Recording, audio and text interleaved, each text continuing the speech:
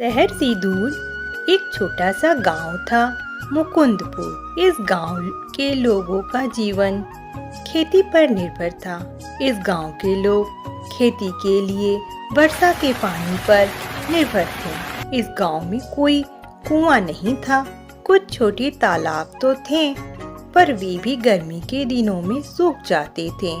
इसी गांव में मोहन अपनी पत्नी पुष्पा और दो बेटियों के साथ रहता था।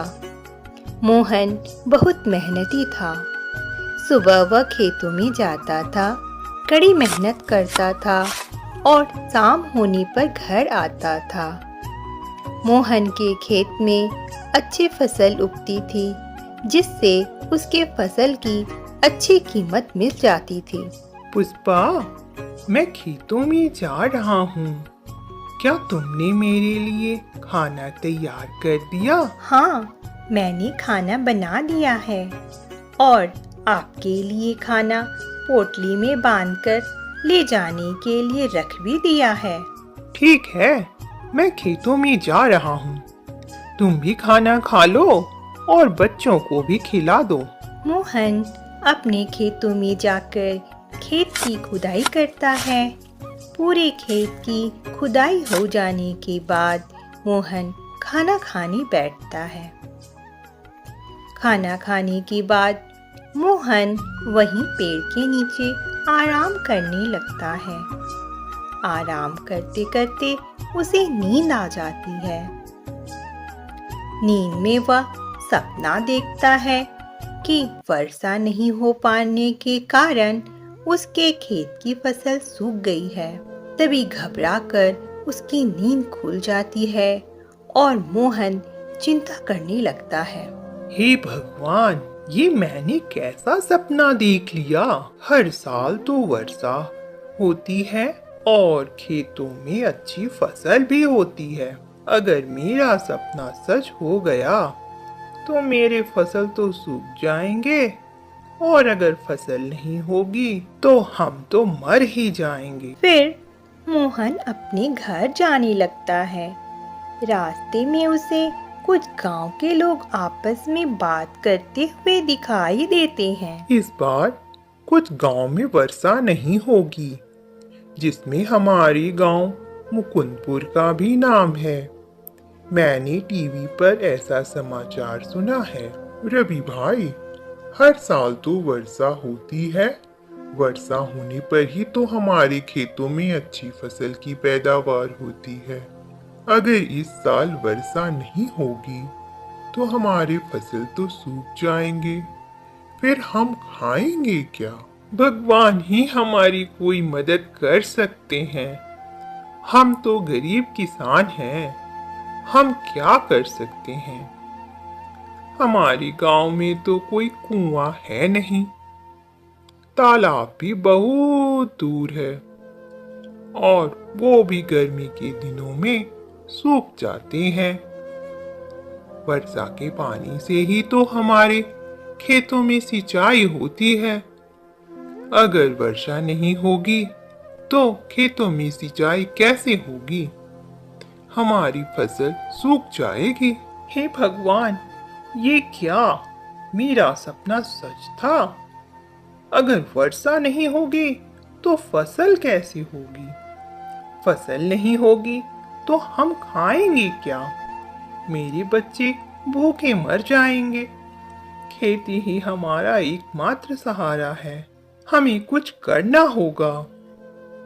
मोहन घर पहुंचता है तो बहुत परेशान होकर बैठ जाता है। लो जी, पानी पी लो। बहुत थक गए आज। क्या हुआ? बहुत परेशान दिख रहे हो।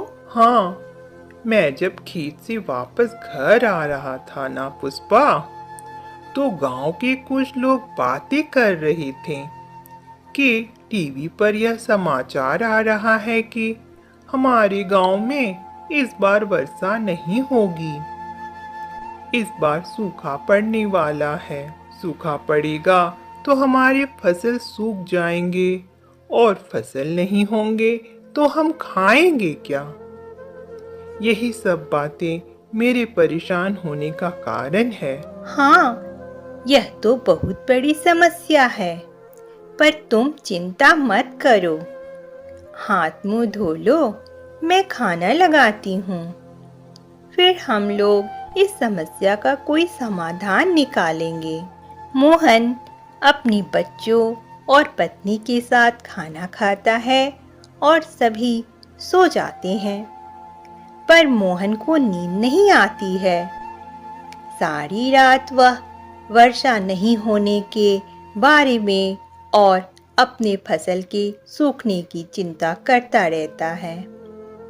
उसे गांव के लोगों की बात भी याद आती है।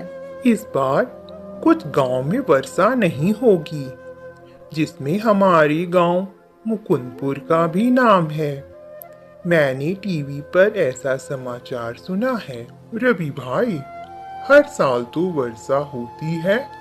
वर्षा होने पर ही तो हमारे खेतों में अच्छी फसल की पैदावार होती है। अगर इस साल वर्षा नहीं होगी तो हमारे फसल तो सूख जाएंगे। फिर हम खाएंगे क्या? भगवान ही हमारी कोई मदद कर सकते हैं। हम तो गरीब किसान हैं। हम क्या कर सकते हैं? हमारे गांव में तो कोई कुआं है नहीं। तालाब भी बहुत दूर है और वो भी गर्मी के दिनों में सूख जाते हैं। वर्षा के पानी से ही तो हमारे खेतों में सिंचाई होती है। अगर वर्षा नहीं होगी तो खेतों में सिंचाई कैसे होगी? हमारी फसल सूख जाएगी।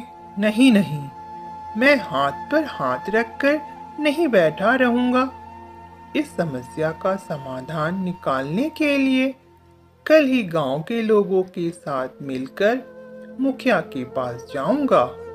सुबह होते ही मोहन गांव के किसानों के पास जाता है। मेरे किसान भाई, यह समाचार टीवी पर आ रही है कि इस बार वर्षा नहीं होगी। अगर ऐसा हुआ तो हमारे खेत तो सूख जाएंगे। हमारा परिवार भूख से तड़प तड़प कर मर जाएगा। खेती ही तो हमारा एकमात्र सहारा है। हाँ मोहन भाई, पर हम कर ही क्या सकते हैं? हम तो ठहरे गरीब किसान।